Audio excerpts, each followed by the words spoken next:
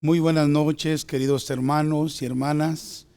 En esta noche le doy muchas gracias al Señor porque me permite una vez más poder dirigirme a ustedes a través de este medio para saludarlos definitivamente y decirles que estamos orando por ustedes y espero que ustedes estén orando por nosotros.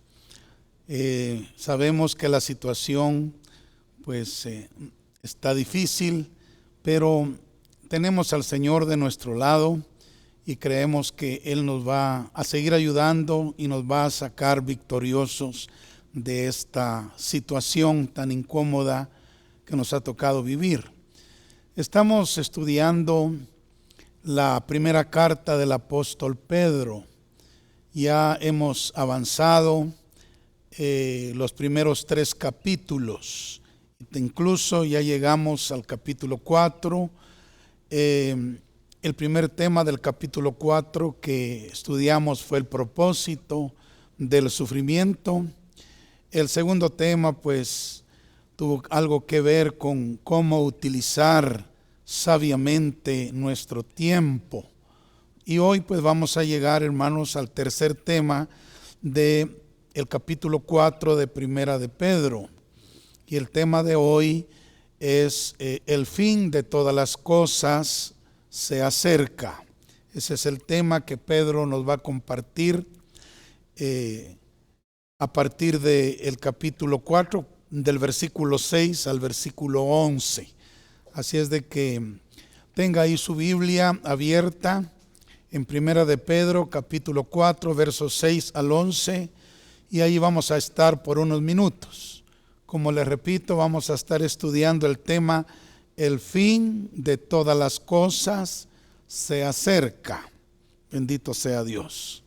Oremos entonces un momento. Querido Padre, te agradecemos por esta nueva oportunidad que nos das de compartir tu palabra. Señor, danos la revelación, danos la sabiduría, danos la unción. Y bendice a todos nuestros hermanos y hermanas con tu palabra, Señor. Usa nuestra vida, Padre, para que tu nombre sea glorificado. En el nombre de Jesús, amén. Muy bien. En esta porción entonces que les he citado, hermanos y hermanas, encontramos el tema, el fin de todas las cosas se acerca, y además de eso, Pedro nos muestra lo que debemos hacer ante esta seria e ineludible realidad. Así es de que comencemos con el versículo 6. Dice Pedro: porque por esto también ha sido predicado el evangelio a los muertos, para que sean juzgados en carne según los hombres, pero vivan en espíritu según Dios. Este es un versículo un tanto difícil de entender, pero trataremos de explicarlo de la manera más sencilla posible. Y lo que vemos aquí es que el contexto de este versículo es el juicio de los vivos y los muertos. Ese es el contexto en el cual aparece este versículo: el juicio de los vivos y los muertos. Ahora, por lo tanto, lo que Pedro está diciendo aquí en este versículo es lo siguiente: por esta causa, dice Pedro, la causa es que Dios va a juzgar a los vivos y a los muertos. Entonces, por esta causa, el evangelio, dice, fue predicado en tiempo pasado a los que ahora están muertos, y que ellos serán juzgados de acuerdo con la vida que vivieron en la carne mientras duró su existencia, y que sus espíritus están vivos según Dios, aunque sus cuerpos estén muertos. Eso es lo que realmente significa este versículo 6 que hemos leído. Voy a repetirlo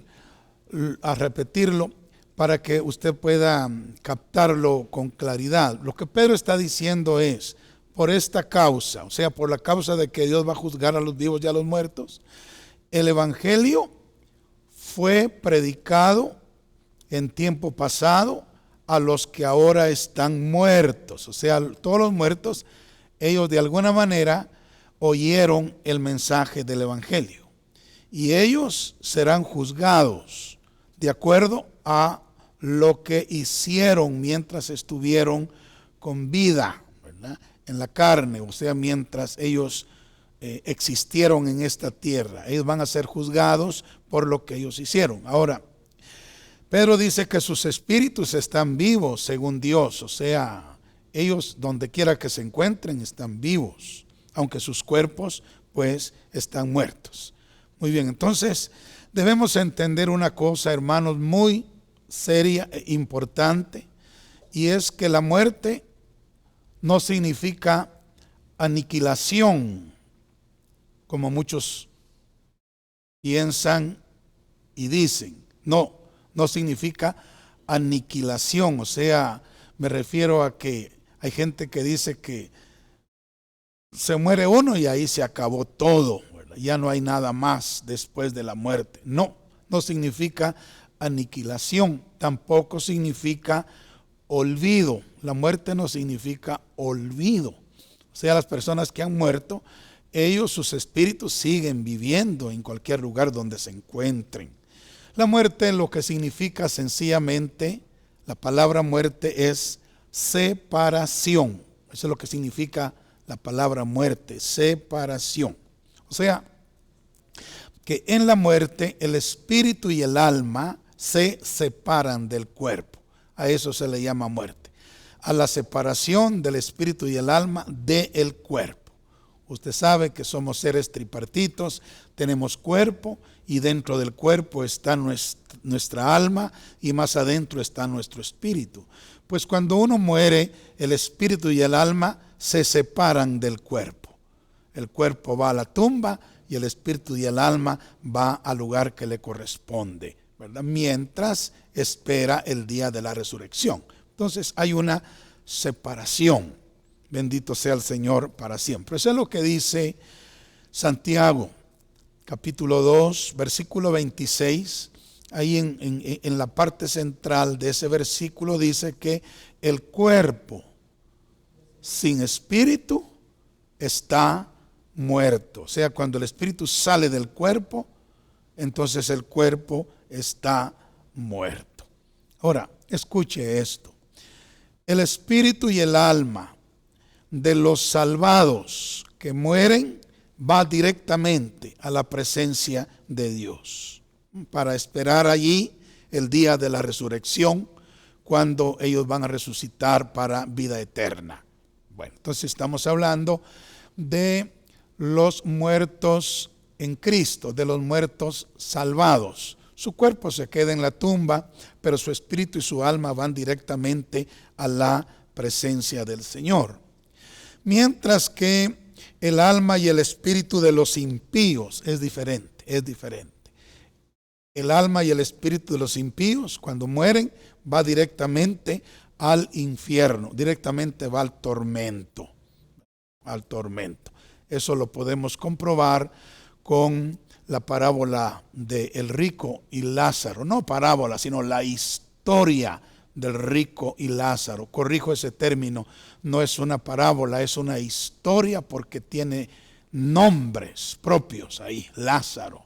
Bueno, entonces ahí comprobamos que cuando el impío muere, en este caso el rico que murió en impiedad, fue directamente al Hades, o sea, al infierno, al lugar de tormento donde estaba sufriendo, ¿verdad?, las llamas del fuego que allí hay.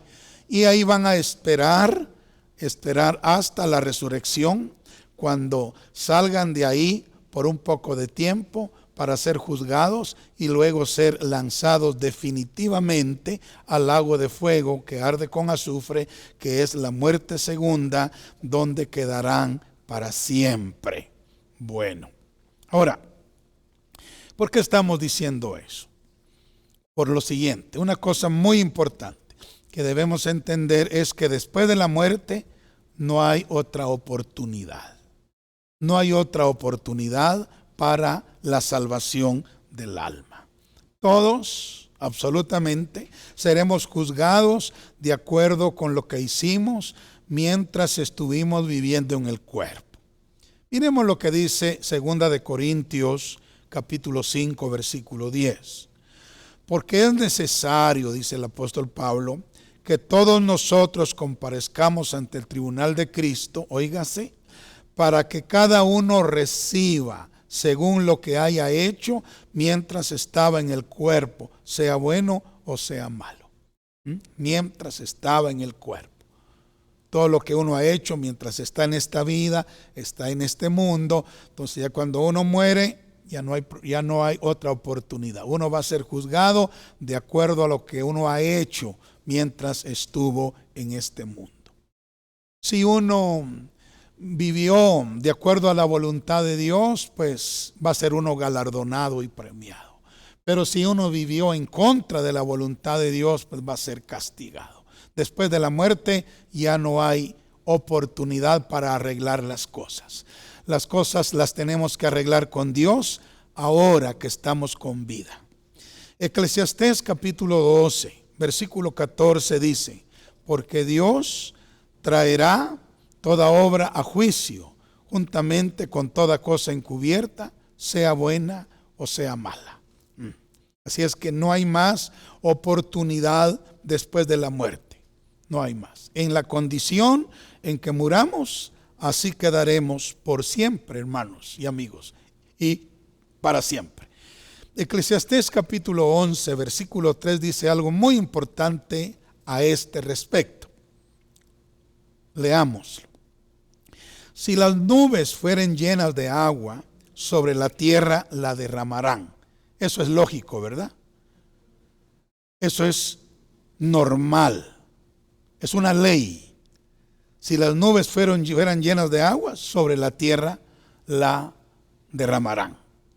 Así es de que eso no es un secreto, eso no es algo extraño, eso todo el mundo lo entiende. Es claro, pues oiga lo que sigue diciendo. Y si el árbol cayere al sur o al norte, en el lugar que el árbol cayere, allí quedará. Oh, esta es otra cosa. Aquí los árboles o el árbol al cual se refiere, no se refiere necesariamente al árbol de madera y hojas y fruto. No, aquí está refiriéndose a los seres humanos, porque somos llamados árboles o comparados con los árboles nosotros los seres humanos, ¿verdad? Por ejemplo, árbol que no da buen fruto es cortado y echado al fuego. Ahí se está refiriendo a la gente que no da frutos dignos de arrepentimiento. Van a morir y van a ser echados al fuego. Pero también los justos, dice que somos llamados árboles de justicia. Los cristianos, árboles de justicia, plantío de Jehová para gloria suya. O sea, lo que quiero aclarar es que el árbol al cual se refiere acá no es el árbol natural. Son los árboles espirituales, es decir, las personas. Y está hablando acerca de la muerte de las personas. Si el árbol cayere al sur o cayere al norte, en el lugar que el árbol cayere, allí quedará. O sea, lo que quiere decir es que en la condición que muramos, en esa condición permaneceremos para siempre. Así es, hermano y amigos. Si morimos salvos, así permaneceremos por toda la eternidad. Gloria a Dios. Pero si morimos perdidos, así permaneceremos por siempre. Esto es muy delicado, por lo que debemos preocuparnos realmente por arreglar nuestras cuentas con Dios mientras estamos vivos, porque después de la muerte ya no se podrá hacer absolutamente nada, hermanos. Para arrepentirnos, para garantizarle a nuestra alma la salvación eterna, es en esta vida. Mientras hay vida, hay esperanza. Pero una vez que uno exhale el último aliento o el último hálito de vida, ya uno va a quedar eternamente en la condición en que murió. Sí, me estoy refiriendo espiritualmente en la posición, salvo o perdido. Bueno, pasemos ahora a los versículos 7 al 11 del capítulo 4 de Primera de Pedro que estamos estudiando. Allí el apóstol dice: mas el fin de todas las cosas se acerca. Sed pues sobrios y velad en oración.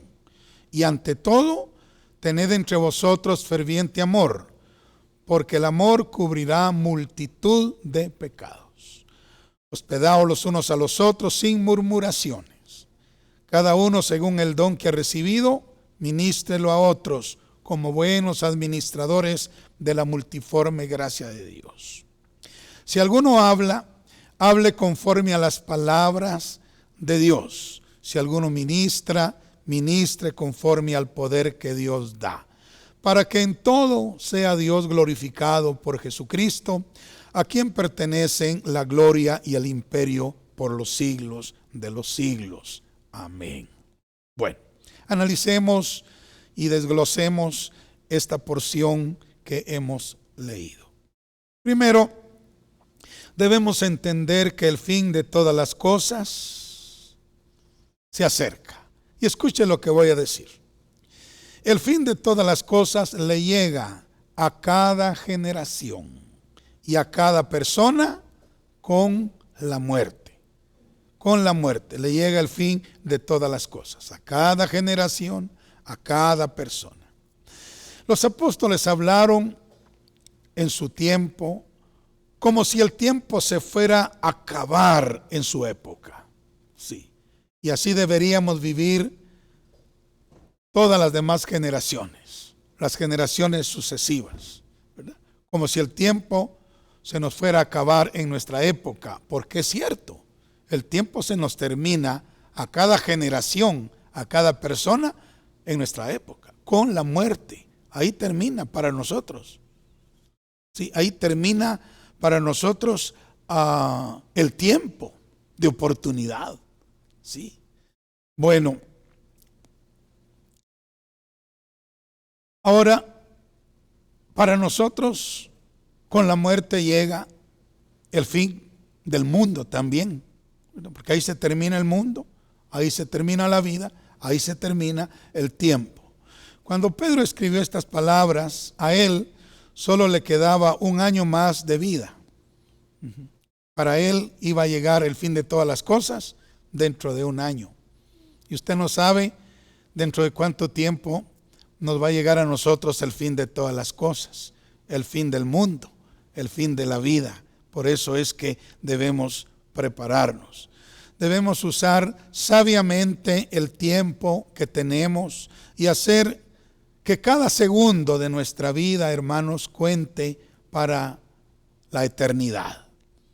Sí, aquí el apóstol Pedro nos da algunas sugerencias de lo que debemos hacer a la luz de esa gran realidad, a la luz del fin de todas las cosas, a la luz del fin del mundo, que nos puede llegar y de hecho llega a cada generación con la muerte. Cuando uno exhala el último aliento de vida, allí le llegó el fin del mundo a uno, ahí le llegó el fin de todas las cosas a uno con la muerte.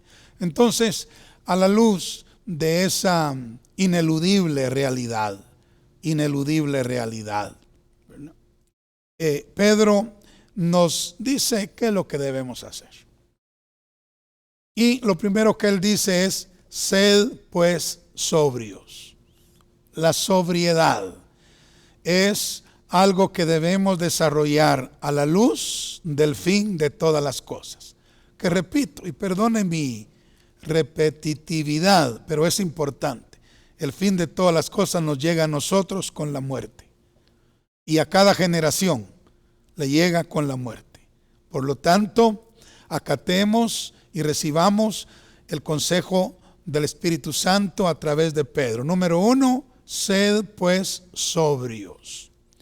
Esto habla, hermanos, de tener dominio propio para controlar nuestras pasiones carnales. Debemos aprender a decir no a lo malo y decir sí a la voluntad de Dios. Sí. La sobriedad, o sea, el dominio propio, es determinante, hermanos, para nuestra salvación, principalmente en este último tiempo, cuando el fin de todas las cosas está muy cerca de nosotros. Fíjense que Pedro 3 veces en esta carta nos exhorta a ser sobrios. 3 veces, o sea, Pedro enfatiza una y otra vez el hecho de que seamos sobrios. La primera vez aparece en 1 de Pedro 1:13, donde dice: por tanto, ceñid los lomos de vuestro entendimiento. Luego dice: sed sobrios y esperad por completo en la gracia que se os traerá cuando Jesucristo sea manifestado. Aquí él está haciendo la primera mención de esta verdad. Sed sobrios. La segunda pues aparece aquí en el capítulo 4, verso 7, que estamos estudiando en este momento, donde dice: mas el fin de todas las cosas se acerca, sed pues sobrios y velad en oración. Y la tercera vez que Pedro menciona la palabra sobrios está en 1 de Pedro 5, versículo 8, donde dice: sed sobrios y velad, porque vuestro adversario el diablo, como león rugiente, anda alrededor buscando a quien devorar. 3 veces. Por lo tanto, hermanos, debe ser muy importante, según la apreciación de Dios, según el criterio de Dios. Debe ser muy importante el hecho de que seamos sobrios, de que tengamos dominio propio, ¿verdad? Que le digamos no a lo que hay que decirle no, y que le digamos sí a lo que hay que decirle sí. Obviamente al pecado hay que decirle no, y a la voluntad de Dios hay que decirle sí. Vivamos entonces con sobriedad. Lo segundo que Pedro menciona aquí en el pasaje que estamos leyendo, capítulo 4, verso 7, dice: y velad en oración. A la luz del fin de todas las cosas que se acerca, dice Pedro, velad en oración. Ahora, la palabra velad es muy importante. Significa tener una mente despierta, tener una mente clara. Y luego dice velad en oración, o sea, debemos tener una mente clara, despierta, para orar con eficacia. Hermanos, la oración también será determinante para enfrentar el fin y salir airosos. La oración. Como cristianos no podemos vivir victoriosamente nuestra vida sin la oración. De verdad, no podemos vivir victoriosamente nuestra vida cristiana sin la oración, hermanos. La oración es muy, pero muy importante. Oiga lo que le digo. Tan importante es que el Señor, fíjese, no le enseñó a sus discípulos a cantar. No le enseñó a sus discípulos a predicar, pero sí les enseñó a sus discípulos a orar. O sea, la oración es más importante que la alabanza, es más importante que la predicación. La oración, hermanos, mire, la alabanza sin oración es un simple sonido. La predicación sin oración es un simple vociferamiento, ¿sí? Ahora, la oración es sumamente importante. En Mateo capítulo 6, verso 9 al 13, y no vamos a leer ese pasaje y los demás que voy a citarle porque son porciones largas, pero se las dejamos ahí para que usted las anote y las lea enseguida. En Mateo 6, del 9 al 13, el Señor Jesucristo nos enseñó a orar con la oración modelo del Padre Nuestro. Sí, con la oración modelo del Padre Nuestro, la cual es, hermanos, como un bosquejo, para que nosotros pasemos orando por lo menos una hora. Ahora, en Lucas capítulo 11, versículos 5 al 13, Jesús enseñó la parábola del amigo importuno. Sí, Aquel amigo que llegó a la medianoche a tocarle la puerta a su amigo y a decirle: préstame 3 panes porque un amigo mío ha venido a visitarme y no tengo qué ofrecerle. Esa parábola dice que el amigo que estaba acostado le dice: no me moleste, ya estoy durmiendo con mi esposa, con mis hijos y no puedo levantarme para darte esos panes. Pero él insistió una y otra y otra y otra vez. De manera que el amigo que estaba adentro, cuando vio que el otro no iba a desistir, no estaba pensando retirarse, tuvo que levantarse.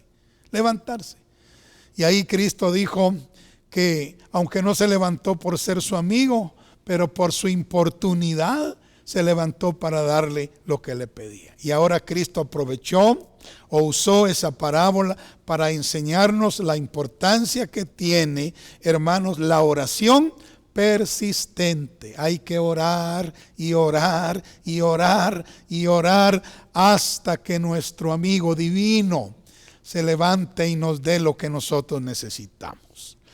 En Lucas capítulo 18, versículo 1 al 8, también encontramos otra parábola relacionada con la oración, y es la parábola de la viuda y el juez injusto.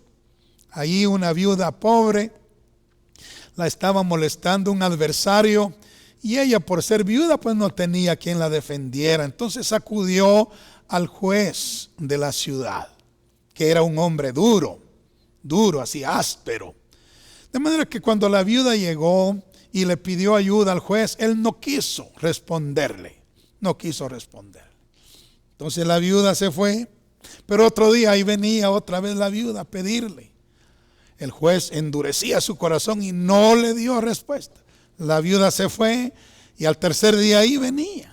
Y yo no sé cuántos días vino, pero ella vino al despacho del juez. Entonces el juez dijo estas palabras: aunque ni temo a Dios, dijo, ni respeto a hombre, nomás porque esta viuda me es molesta, le voy a hacer justicia. Y sabe, Cristo dijo: oíd lo que dijo el juez injusto. ¿Y acaso vuestro Padre Celestial no os hará justicia a todos aquellos que claman a Él de día y noche? ¿Se tardará en responderles?, dijo Cristo. Os digo que no, pronto les va a hacer justicia. Entonces es importante que nosotros perseveremos en oración. Pedro nos está exhortando aquí que a la luz del fin de todas las cosas, que repito, nos puede llegar o nos llega a cada generación y a cada persona con la muerte, ¿sí? Nosotros debemos ser sobrios, número 1, ser sobrios, tener dominio propio, y luego velar en oración. Bueno, lo tercero que Pedro nos enseña es que debemos amarnos los unos a los otros con amor fraternal. El versículo 8 dice, del capítulo 4 que estamos estudiando: y ante todo tened entre vosotros ferviente amor. Es lo que Pedro dice, porque el amor cubrirá multitud de pecados. Oh, qué tremendo. Pedro había sido reducido a lo más importante que hay en la vida: el amor a Dios y el amor a los demás. Y aquí nos aconseja que, puesto que el fin de todas las cosas se acerca, hermanos, debemos tener entre nosotros ferviente amor. Ahora, no solo Pedro habla del amor, sino que también Pablo.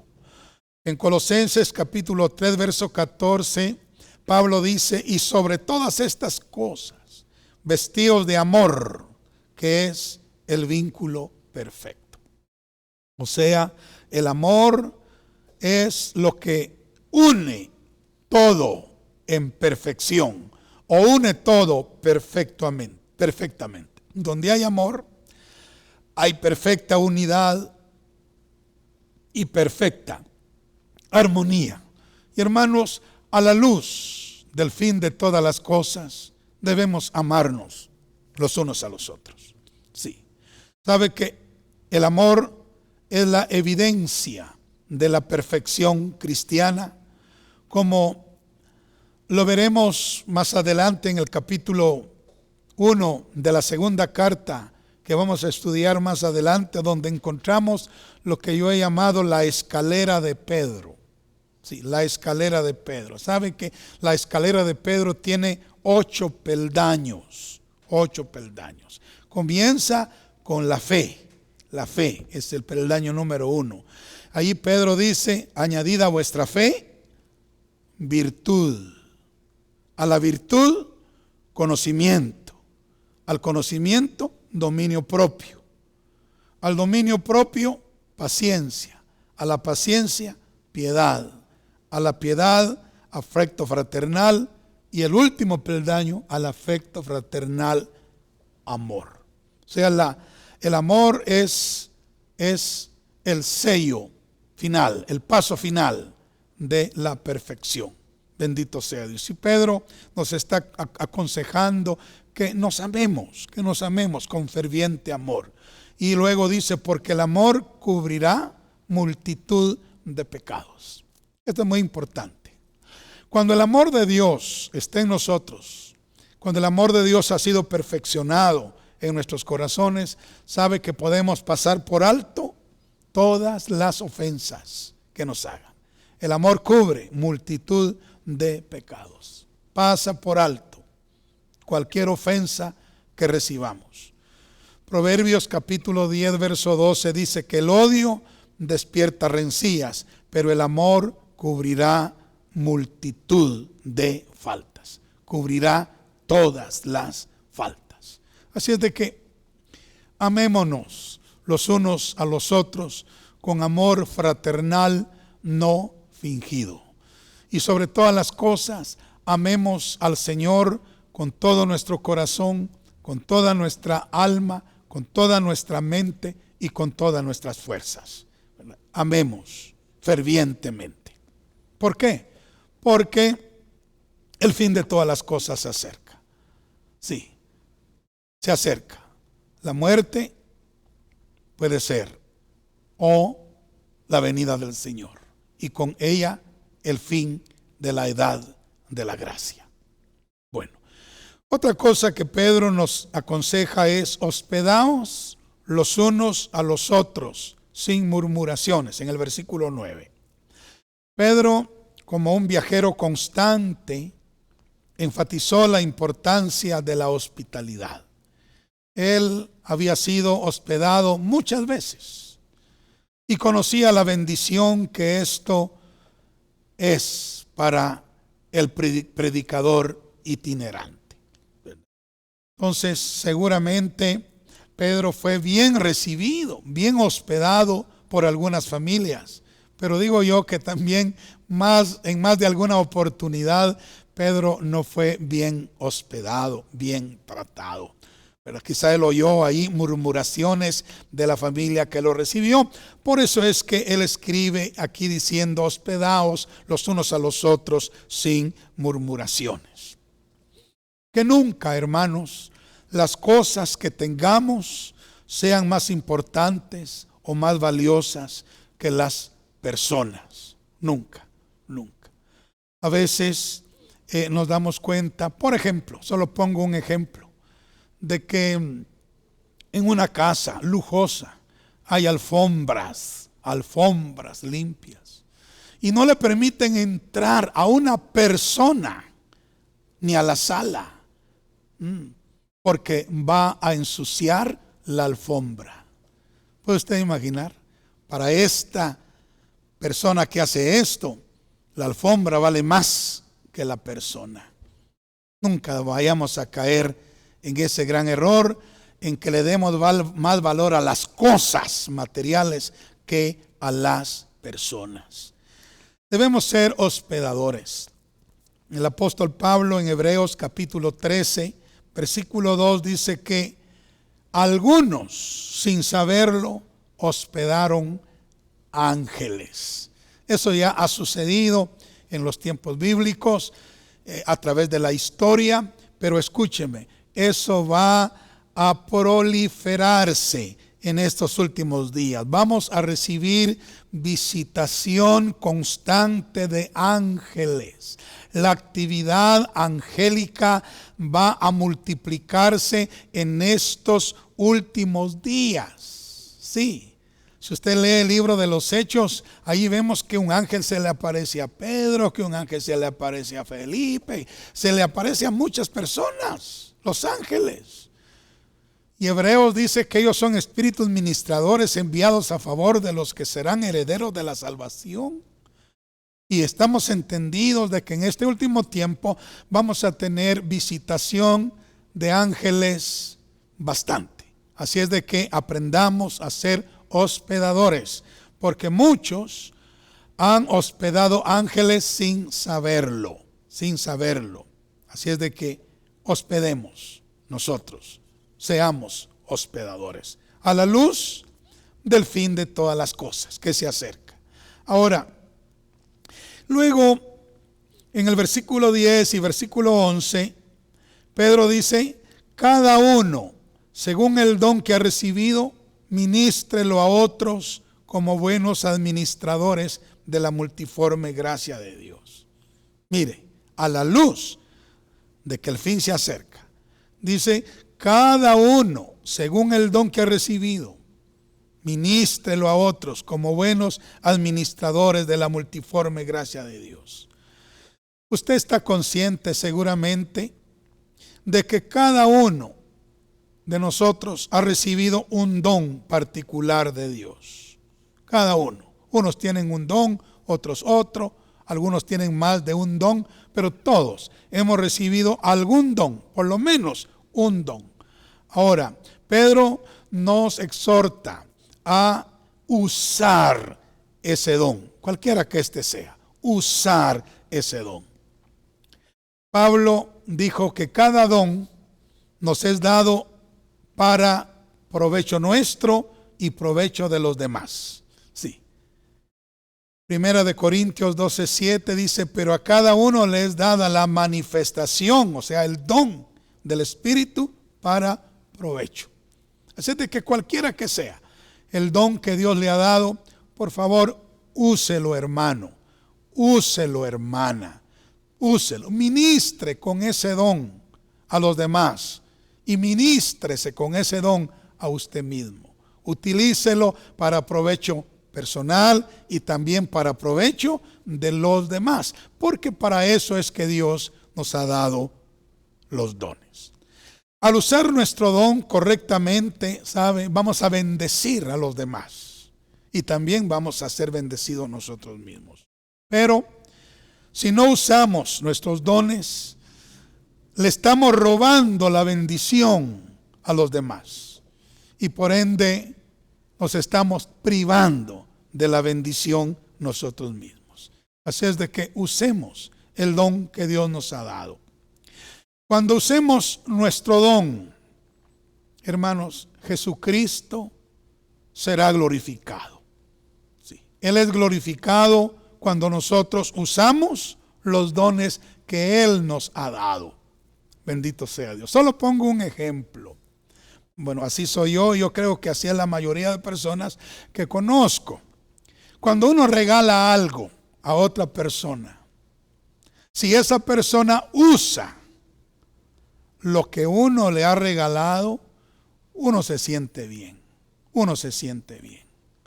Pero cuando uno regala algo a una persona y esa persona lo recibe y luego lo coloca por ahí en un rincón y no lo usa y no lo aprecia, hermanos, uno se siente triste, uno se siente mal que no aprecien lo que uno regala.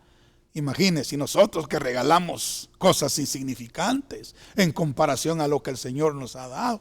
De manera que si el Señor nos ha dado un don y nosotros no lo usamos, esto trae tristeza al corazón del Señor y bueno, a lo mejor Él va a tomar la decisión de no volvernos a dar nada más. Pero si nosotros lo usamos, Él es glorificado, Él es alabado. Él se siente feliz, Él se siente contento y ¿sabe qué pasa? Eso abre la puerta para que Él nos siga dando otros dones que no teníamos. Así es de que usemos los dones que Él nos ha dado, porque de esta manera glorificaremos a nuestro Padre Celestial. Amén. Y, por supuesto, hagámoslo de acuerdo a la palabra de Dios. Cualquier don que hemos recibido, usémoslo de acuerdo a la palabra de Dios. No los usemos fuera de la voluntad de Dios, sino que usémoslos dentro del marco de la voluntad de Dios. Hagamos las cosas con nuestros dones, las cosas que están de acuerdo con la voluntad de Dios, con lo que Dios nos enseña en su palabra. Muy bien. Puesto que el fin de todas las cosas se acerca, debemos atender a las exhortaciones que el apóstol Pedro, inspirado por el Espíritu Santo, nos hace en sus escritos. Hoy hemos visto que debemos ser sobrios, que debemos velar en oración, que debemos ante todo tener ferviente amor entre nosotros. Ferviente amor. Hemos visto que debemos hospedarnos los unos a los otros sin murmuraciones. Y también que cada uno, según el don que ha recibido, lo ministre a otros, como buenos administradores de la multiforme gracia de Dios. Aquí déjeme explicar un detalle más. La multiforme gracia de Dios, o sea, los dones son gracias de Dios, son habilidades divinas que nos han sido impartidas. Y dice aquí Pedro que esos dones son multiformes. Y realmente la palabra multiforme significa de muchos colores. O sea, tenemos dones de muchos colores, de muchas tonalidades, diferentes. Y debemos usarlas para bendecir al cuerpo de Cristo y para glorificar a nuestro Padre como buenos administradores de la gracia de Dios. Pedro dice que si alguno hable conforme a las palabras de Dios. Si alguno ministre conforme al poder de Dios, ¿verdad? Para que todo y en todo sea Dios glorificado por Jesucristo, a quien pertenecen la gloria y el imperio por los siglos de los siglos. Amén. Quiero terminar el estudio de hoy repitiendo lo que dije al principio. Hermanos, el fin de todas las cosas le llega a cada generación y a cada persona con la muerte.